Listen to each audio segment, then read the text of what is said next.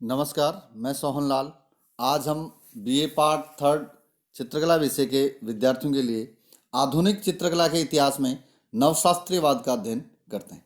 नवशास्त्रीयवाद 18वीं शताब्दी के उत्तरार्ध में फ्रेंच के अंतर्गत राज शासन पद्धति के अंतर्गत बहुत ही ज़्यादा उथल पुथल हो रही थी और उस समय सर्वसाधारण जनता है वो जागृत हुई और बदलते हुए और वातावरण के अनुसार कला में भी परिवर्तन हुए।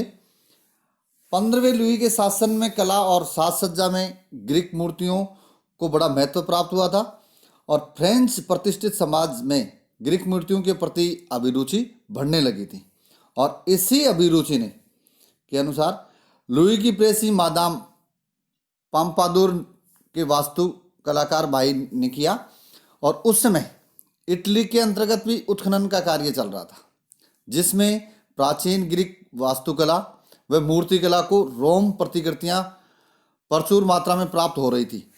कला प्रेमियों का ध्यान उसी ओर आकर्षित हुआ। 1738 में हरक्यूलियन व 1755 में पोम्पेई के उत्खनन और प्रसिद्ध जर्मन विद्वान विकेलमान ने ग्रीक मूर्तियों की प्रशंसा की और बहुत ही लेख प्रकाशित किए। हमेशा नवीनता के पीछे भागने वाले प्रतिष्ठित समाज को प्रचलन का विषय प्राप्त हुआ।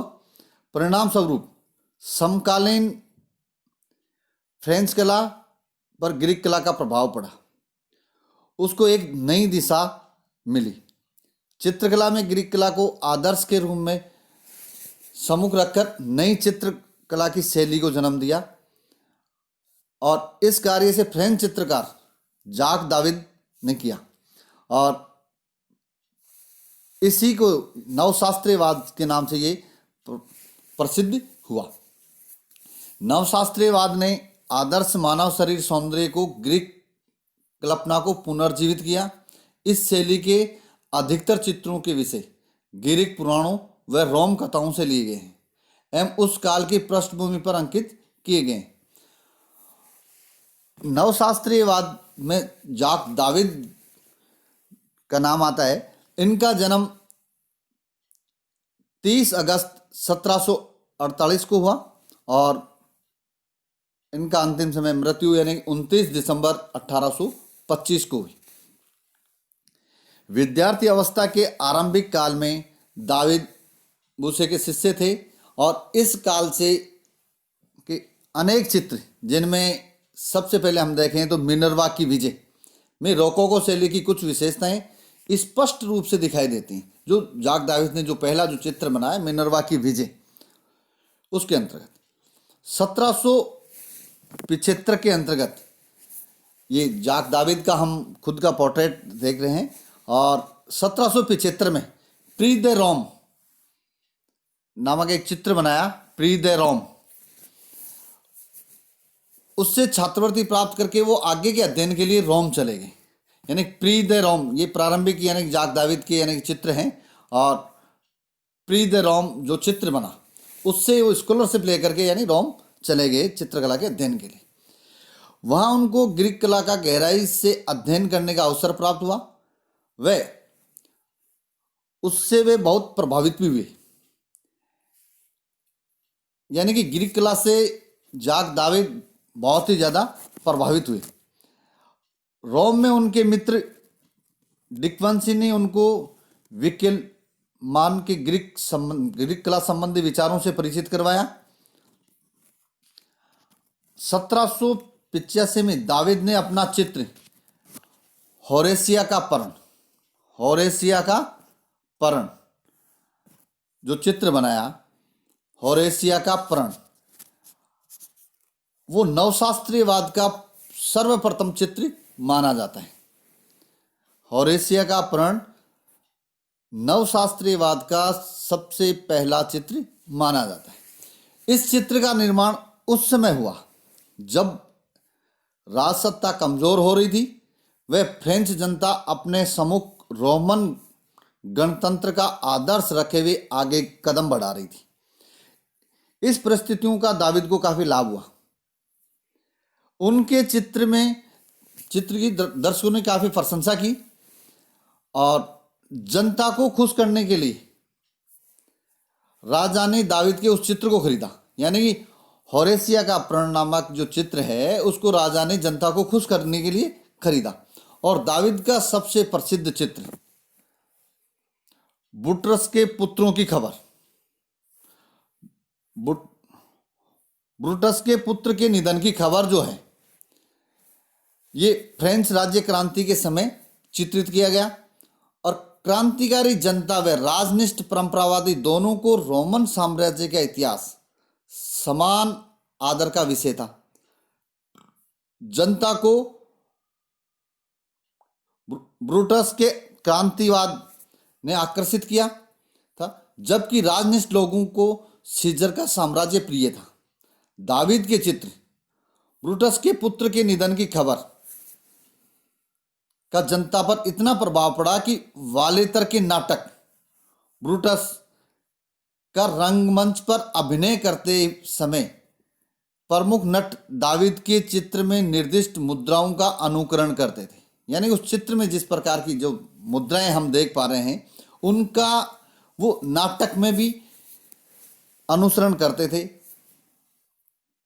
1792 में फ्रेंच राष्ट्रीय लोकसभा पर चुने जाने से दावीद फ्रेंच कला क्षेत्र के तानाशाह बन गए।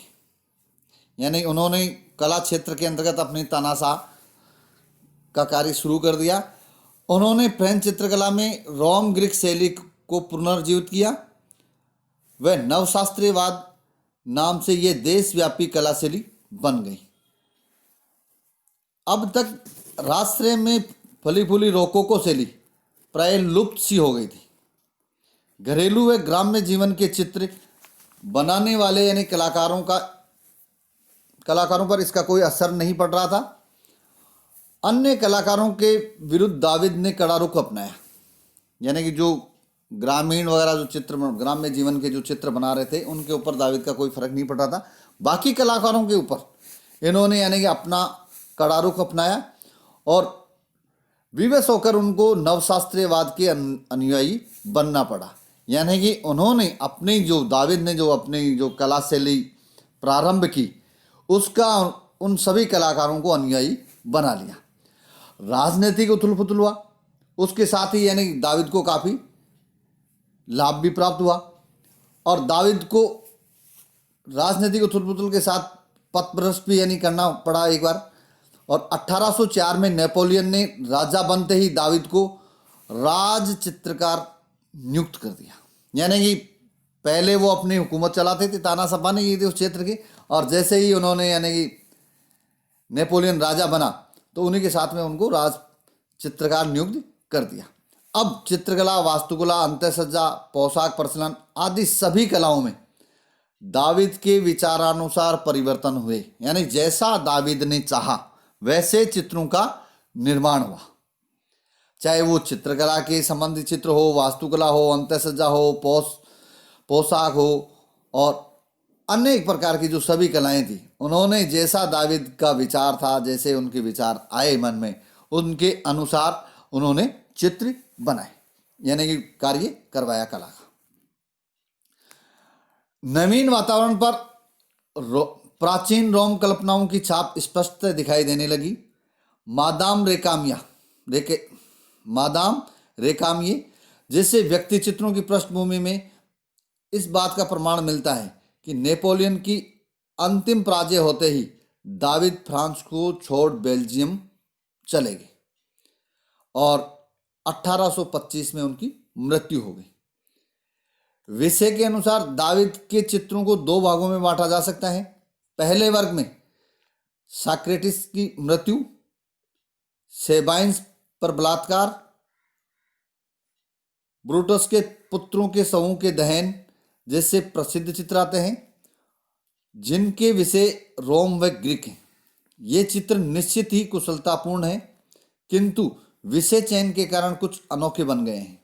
दूसरे वर्ग में मारा की मृत्यु, गैंत की महिलाएं आदि चित्र आते हैं, जिनके विषय समकालीन हैं।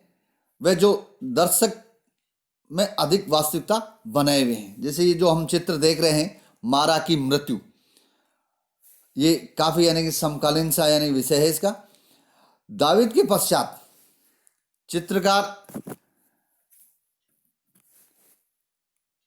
ग्वेर ने यानी दावीद का अंधानुकरण करके नवशास्त्रीयवाद को जीवित रखा। आंतवान ग्रो यानी जो 1771 से 1835 तक हुए, वो दावीद के शिष्य थे। उनके आरंभ के चित्रों में दावीद का अनुकरण है, किंतु कुछ समय तक उन्होंने रूबेंस के प्रभाव में आकर ऐसे चित्र बनाए जो नवशास्त्रीयवाद के अंतर्गत नहीं आते। ग्रो ने अपनी आयु के अंतिम 15 वर्षों तक दावीद के सिद्धांतों का कट्टरता से पालन किया, यानी दावीद के सिद्धांतों का कट्टरता से पालन किया। वे अपने शिष्यों को भी उसी तरह चित्रण करने का उपदेश देते थे। वे कहते थे कि यह मेरा कहना नहीं है बल्कि दावीद का आदेश है, यानी कि दावीद ने जो परंपरा डाली उस परंपरा का कहने का तात्पर्य है कि अक्सर से पालन करवाने की उन्होंने कोशिश की और कहते थे कि ये मेरा कहना नहीं है, ये दावीद का आदेश है। नवशास्त्रीयवादी कलाकारों में रेनियो, रेजार, अंग्र आदि प्रमुख थे, जिनमें से अंग्र सबसे विख्यात हुए। इन चित्रकारों की भी नवशास्त्रीयवाद पर वह विशुद्ध निष्ठा नहीं थी जो दावीद चाहते थे। वैसे 1828 से ही दावीद कहने लगे थे कि मैंने चित्रकारों के लिए जो मार्ग निश्चित किया है वह बड़ा कष्टप्रद है।